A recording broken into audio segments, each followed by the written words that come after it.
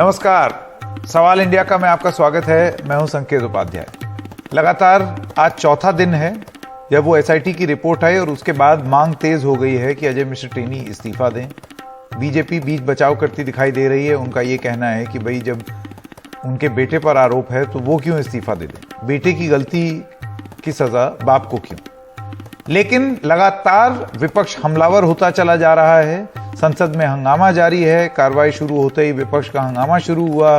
विपक्ष ने संसद में पोस्टर बैनर दिखाए अजय मिश्र टेनी के इस्तीफे को लेकर के। ये पोस्टर थे, अभी थोड़ी देर में आपको दिखाई देंगे। जैसे आप ये देख सकते हैं इन तस्वीरों में, ये जैसे जैसे कार्रवाई चल रही थी, हर समय उस कार्रवाई के दौरान बार बार ये पोस्टर सामने आ रहे थे विपक्ष की तरफ से।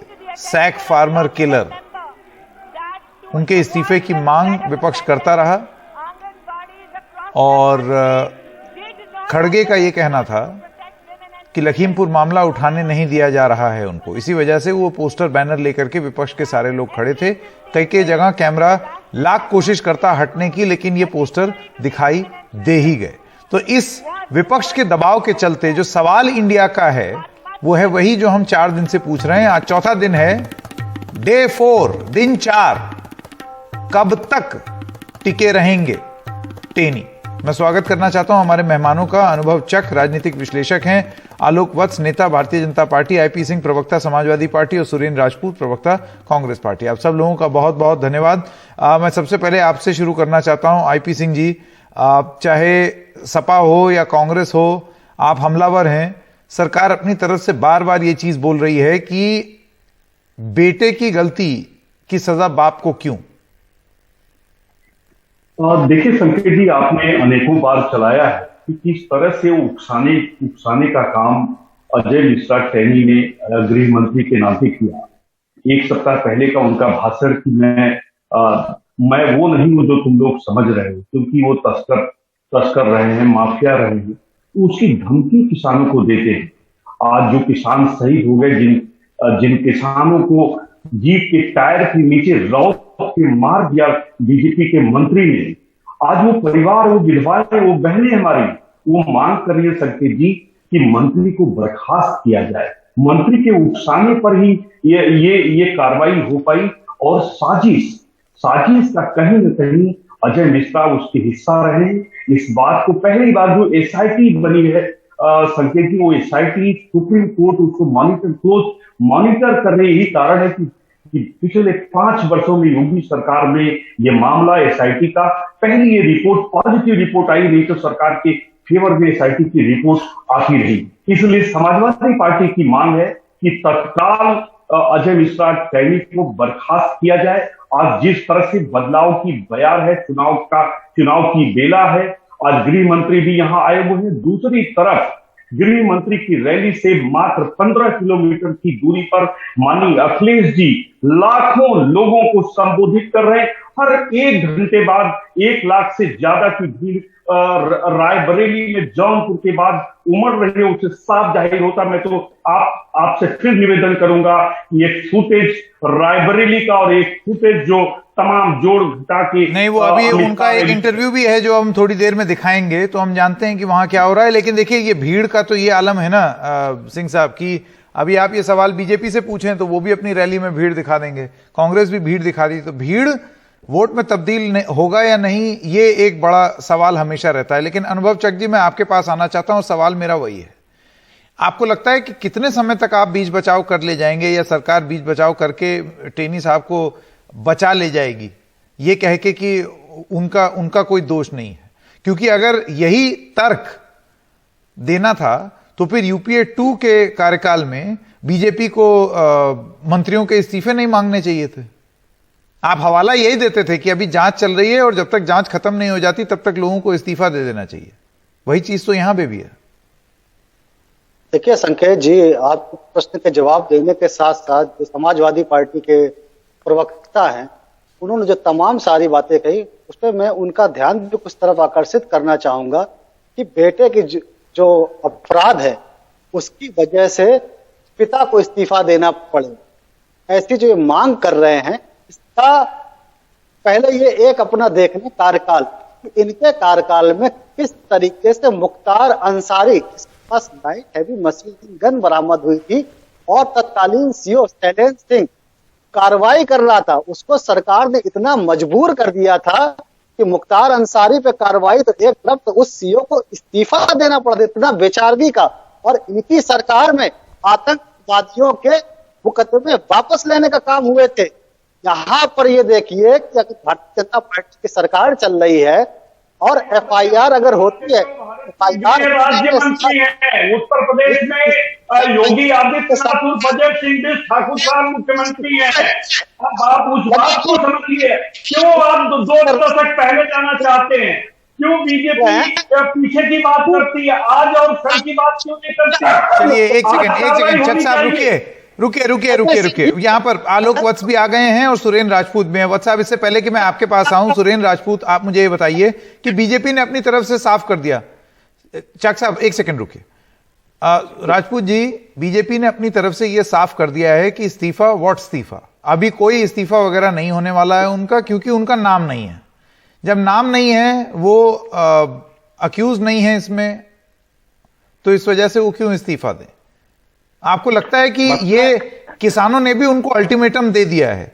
आपको लगता है कि एक ऐसी स्थिति बन जाएगी कि जो फैसला अभी लेना था वो कभी ना कभी लेना ही होगा? पूरा दुनिया में देखिए, आपसे बताए संकेत भाई, 2 बातें बड़ी साफ हैं। जैसे ये वोटों के डर से, किसान आंदोलन के डर से ये वापस लिए हैं काले किसान कानूनों को, ऐसे ही ये टेनी को भी बर्खास्त करेंगे। थोड़ा समय निकलने दीजिए। हम एक चीज जानते हैं कि भारतीय जनता पार्टी के लोगों को लोकतंत्र की लोकलाज नहीं है। ये बहुमत को बाहुबल की तरीके से इस्तेमाल करके, बहुमत को लठ तंत्र की तरीके से इस्तेमाल करके संसद को चलाना चाहते हैं, लेकिन ना सड़क चल सकती है ऐसे, ना संसद ऐसे चल सकती है। मैं आपको 2 बातें बड़ी साफ कह रहा हूं। पहली चीज तो टेनी जी के ऊपर स्पष्ट आरोप है, स्पष्ट, और एक नहीं कई आरोप है। पहला आरोप 1 हफ्ते पहले का है कि मैं 2 मिनट में ठीक कर दूंगा। दूसरा आरोप उनके ऊपर यह है कि उन्होंने ही अपने बेटे को घटनास्थल पर भेजा था उन लोगों को ठीक करने के लिए, यह भी वहां पर तमाम लोगों ने बताया। तीसरी बात, जो सबसे बड़ी बात है, कि जिनकी गाड़ियां हैं और जो प्रभावशाली लोग हैं जिनके अंडर में ये आईपीएस आते हैं, वो गृह राज्य मंत्री। हमारा तो ये कहना है कि आप जांच होने तक हटा दीजिए, बर्खास्त, जब जांच खत्म हो जाए, चार्जशीट हो जाए, तब आप उनको प्रधानमंत्री बना दीजिए। हमें क्या लेना? नरेंद्र मोदी जी की जगह प्रधानमंत्री बना दीजिए। भारतीय जनता पार्टी। चलिए, मैं आपकी आवाज थोड़ी सी गड़बड़ हो रही है, लेकिन अब आलोक वत्स जी, मैं आपके पास आना चाहता हूं। हमने सुन लिया सब लोगों का। वत्स साहब, इससे पहले आप कार्यक्रम में आ चुके हैं और जो बीजेपी की जो पोजीशन है उससे आप बड़ी एक विपरीत किस्म की पोजीशन लेते हैं कि टेनी जी को पहले ही इस्तीफा दे देना चाहिए था। अभी भी पार्टी ये मत नहीं बना पा रही है कि उनको इस्तीफा देना चाहिए या नहीं। अभी भी पार्टी ये कहती है कि मामला सब जुडिस है, उनके खिलाफ कुछ डायरेक्टली नहीं है, तो वो क्यों इस्तीफा दें। मैं आपसे जानना चाहता हूं कि ये विलंब करके क्या बीजेपी अपने लिए और मुसीबतें बढ़ा रही है? जो चीज आज कर सकते थे, आपने किसान आंदोलन खत्म हुआ, अब अगर हफ्ते भर में नहीं किया, किसान दोबारा आंदोलन करेंगे लखीमपुर में, फिर एक स्थिति बन जाएगी टकराव की।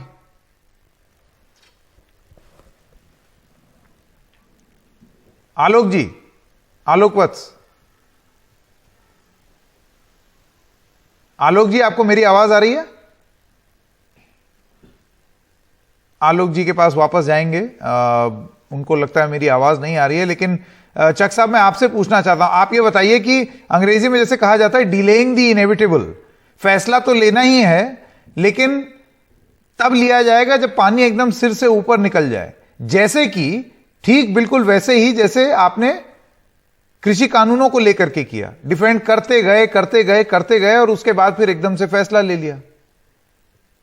देखिए, कृषि कानूनों की जो बात कर रहे संकेत, पे ना जाके बात है, कानून कहता है 100 गुनाहगार छूट है, लेकिन एक सजा नहीं चाहिए। तो ये किस तरीके से बात किया जाए कि कोर्ट की निगरानी में जो जांच पे भी भरोसा, टेनी को सिर्फ इसलिए क्योंकि जो दोषी है, जो आपका बेटा है, कहीं ना कहीं तो परंपरा गलत, इस परंपरा का विरोध मैं करता हूं। और ये सभी लोग देख रहे हैं कि निगरानी में जांच करके हम सभी विश्वास करके विचार करना चाहिए। जांच ऑडियो में आज बहुत खराबी है। मैं आईपी सिंह जी आपके पास आना चाहता हूं।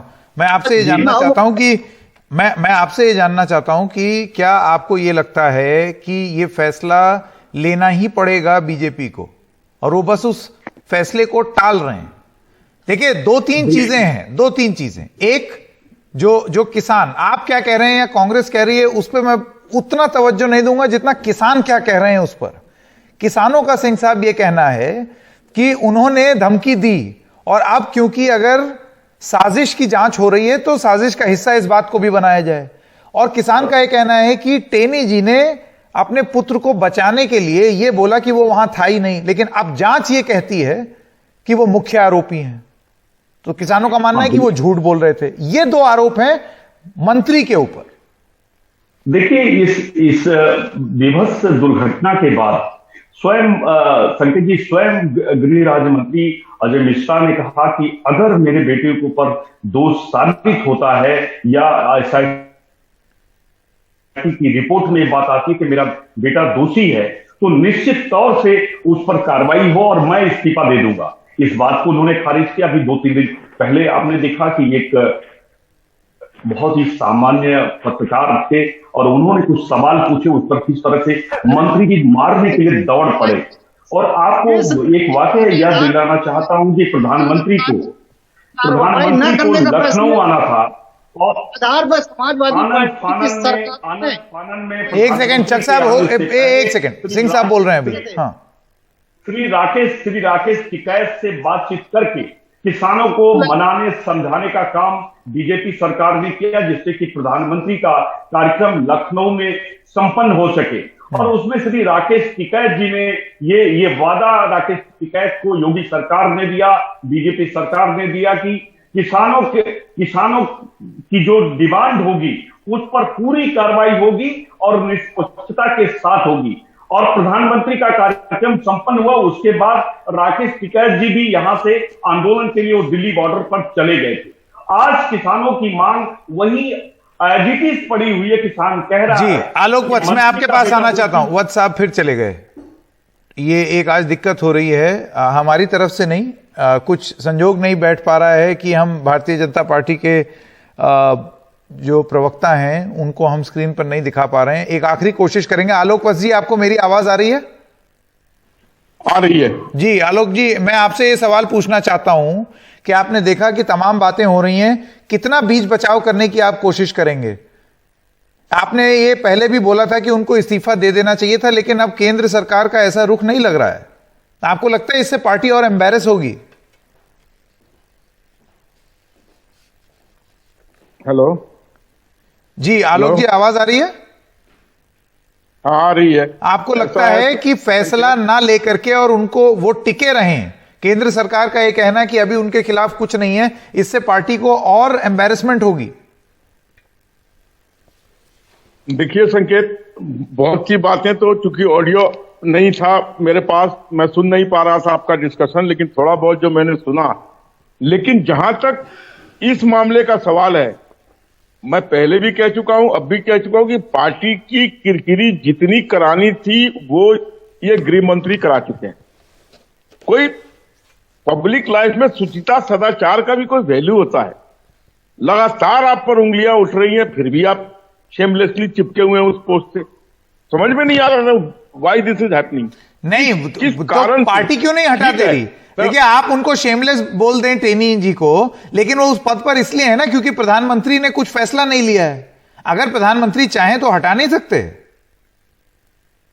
देखिए, प्रधानमंत्री चाहे कुछ भी कर सकते हैं, बट मैं बहुत छोटा सिपाही हूं बीजेपी का प्रधानमंत्री को ये कहने के लिए कि उसको हटा दीजिए। मैं एक पब्लिक लाइफ में जो बातें हो रही हैं, आपने पीछे देखा आडवाणी जी को ऊपर उंगली उठी, उन्होंने तुरंत इस्तीफा दिया और जब बरी हो गए तो फिर पोस्ट पे आ गए। लाल बहादुर शास्त्री इसके पहले रेल मंत्री थे, रेल दुर्घटना में उन्होंने रिजाइन कर दिया था। ऐसे अनेकों घटनाएं हैं जो पद पर, ऊंचे पद पर आते लोगों ने इस तरीके का व्यवहार किया है। जो बीजेपी में और कोई नहीं रखता है कि इन्होंने टेनी जी को अपने आप ही इस्तीफा दे देना चाहिए था। मेरे पास वक्त खत्म हो गया है, एक छोटे से ब्रेक के लिए रुक रहे हैं। ब्रेक के बाद जब आएंगे तो आपको सुनाएंगे अखिलेश यादव से, सपा के राष्ट्रीय अध्यक्ष से हमारे वरिष्ठ सहयोगी कमाल खान की एक एक्सक्लूसिव बातचीत।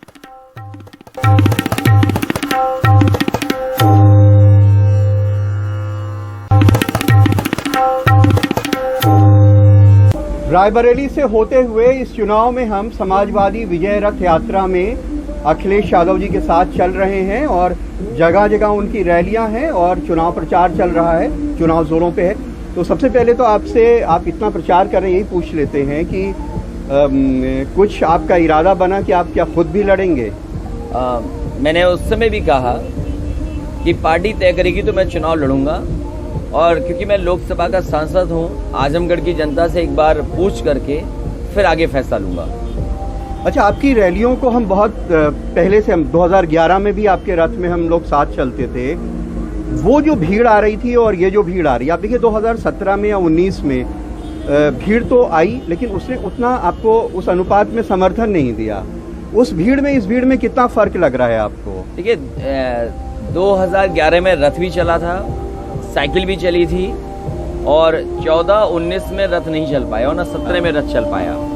तो रथ की खासियत ये है कि हमें मौका मिलता है जनता के पास जाने का, जनता से समर्थन मांगने का, और जगह जगह लोग जो मिलते हैं, जो स्वागत करते हैं, कार्यकर्ता अपना गांव घर में खड़ा होकर के स्वागत कर सकता है। तो पिछले चुनाव में रथ नहीं चल पाया था, 11 में 12 में रथ भी चला था, साइकिल भी चली थी। इसलिए चुनाव प्रचार पहले से शुरू किया है कि ज़्यादा से ज़्यादा जनता के बीच में जा सके। ये जो सड़क पे लोग दौड़ रहे हैं आपके पीछे पीछे, कैसा मूड लग रहा है आपको बीच में जा रहे हैं उनके? तो देखिए अभी तक जो उत्साह और जोश दिखाई दे रहा है वो संदेश दे रहा है कि वो बदलाव चाहते हैं। यहाँ का किसान बदलाव चाहता है क्योंकि आय दोगुनी नहीं हुई। नौजवान इसलिए बदलाव चाहता है कि नौकरी और रोजगार के झूठे सपने दिखाए। भारतीय जनता पार्टी के सभी वादे जुमले निकले। आज भारतीय जनता पार्टी की हर बात झूठी है, उनके झूठे विज्ञापन हैं। इसलिए जनता इनसे नाराज है, जनता बदलाव चाहती है, जनता परिवर्तन चाहती है, इसीलिए ये समर्थन सड़कों पे दिखाई दे रहा है। एक चीज कई बार देखी जाती है कि चुनाव के टाइम पे आदमी जो है पिछले कुछ समय से वो धर्म के नशे में अपनी तकलीफ भूल जाता है, वोट दे देता है। ये नशा इस चुनाव में आपको कितना कम ज्यादा कैसा लग रहा है? स्वाभाविक है, भारतीय जनता पार्टी चुनाव आते ही धार्मिक चश्मा लगा लेती है। उसकी कोशिश होती है कि लोगों के बीच में बंटवारा हो, लोग नाराज हों किसी बात को लेकर के, फिर मतदान हो जाए। इस बार जिस तरीके से लोगों ने कोरोना में परेशानी का सामना करना पड़ा, उन्हें जिस तरीके से निवेश के बड़े सपने दिखाए और कुछ हाथ नहीं लगा, लगातार विज्ञापनों में झूठी तस्वीरें आ रही हैं, तो इस बार जनता जागरूक है, समझदार है। महंगाई के लेकर के सबसे बड़ा सवाल खड़ा है।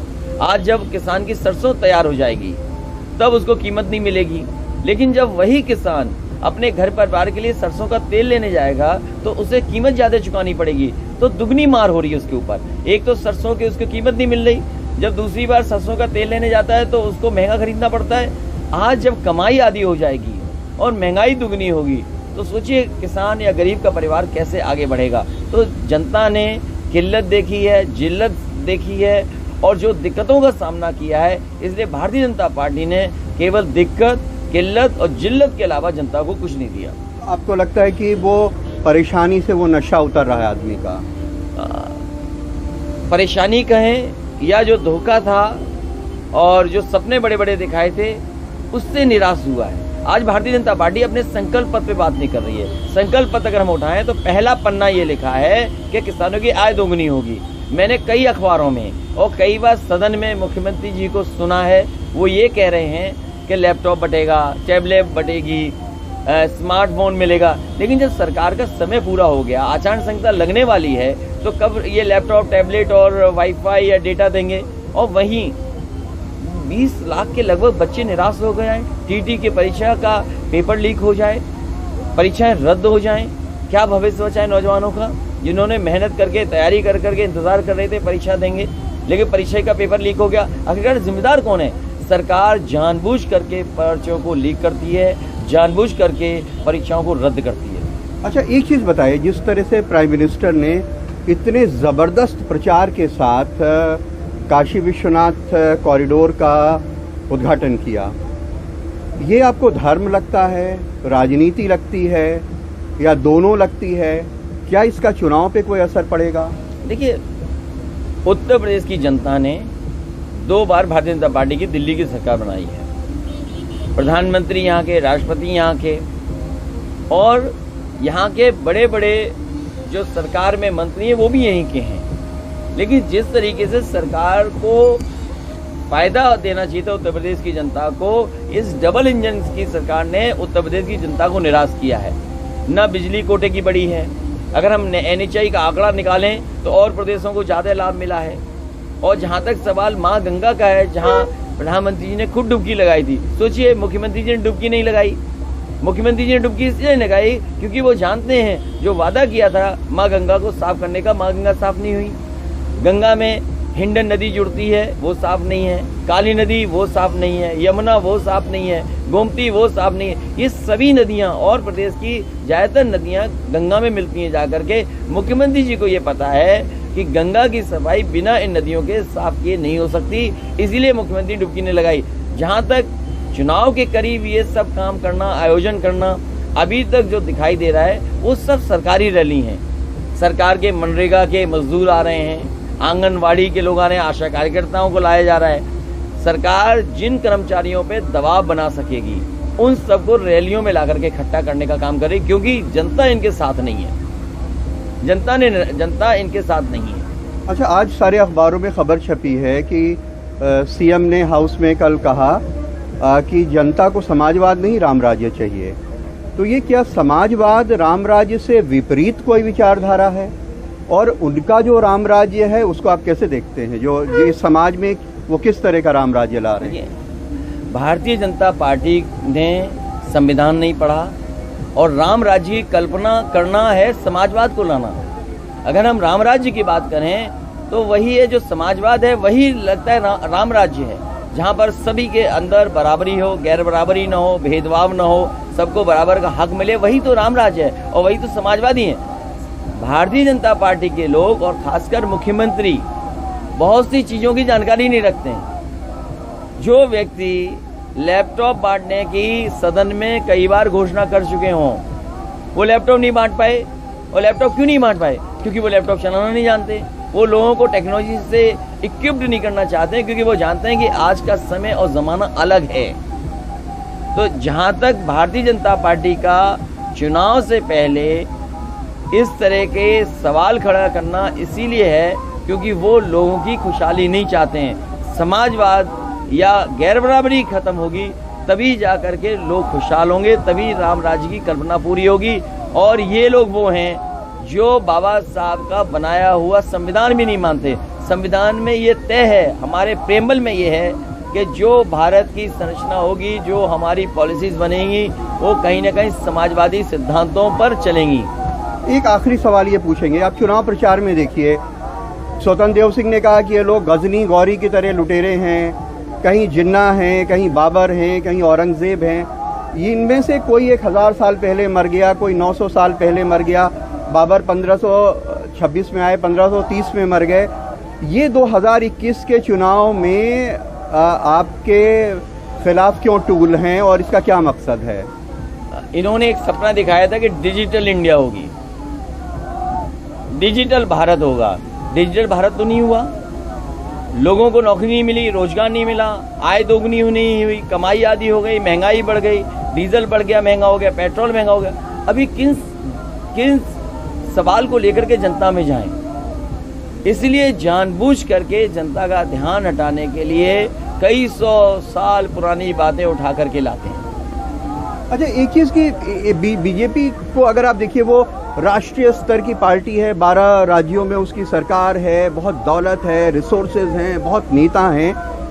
आप अपनी पार्टी के सबसे बड़े स्टार प्रचारक हैं। अगर साधन और उसके बीच में देखें तो ये जो अभी तक लड़ाई चल रही है, आप कैसे देख रहे हैं इसको? लड़ाई साधन की नहीं है, लड़ाई है कि जनता किसका समर्थन करेगी।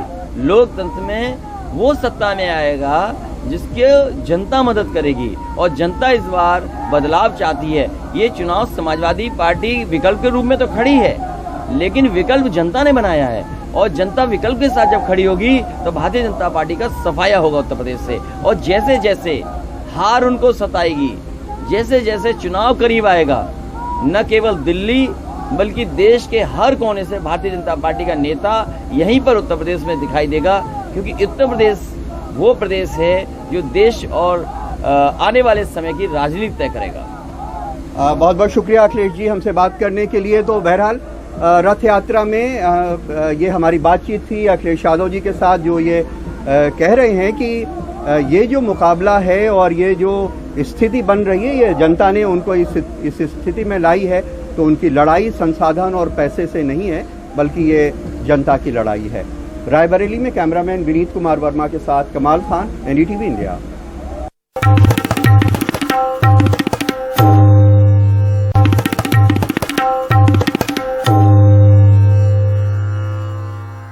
उत्तर प्रदेश विधानसभा चुनाव से पहले समाजवादी पार्टी और शिवपाल की पार्टी प्रसपा का गठबंधन हो गया है।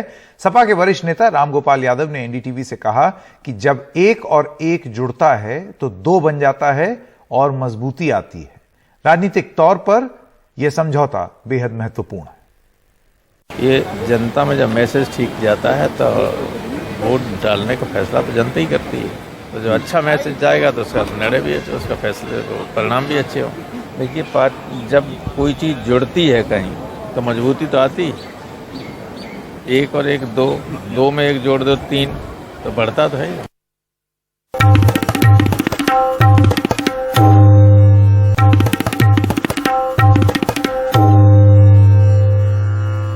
कर्नाटक विधानसभा के पूर्व अध्यक्ष और कांग्रेस के वरिष्ठ विधायक के.आर. रमेश कुमार ने गुरुवार को विधानसभा में महिलाओं को लेकर बेहद विवादित और भद्दी टिप्पणी की, जो कहीं न कहीं उनकी विकृत मानसिकता को दर्शाता है। उनके इस अभद्र बयान पर विधानसभा के अध्यक्ष विश्वेश्वर हेगड़े कार्रवाई करने के बजाय हंसने लगे। उनके बयान को लेकर उन पर अब कार्रवाई की मांग हो रही है। हालांकि उन्होंने अपने बयान पर आज असेंबली में लगभग माफी मांगी। उन्होंने कहा अगर किसी को तकलीफ हो रही है तो मैं माफी मांगता हूं।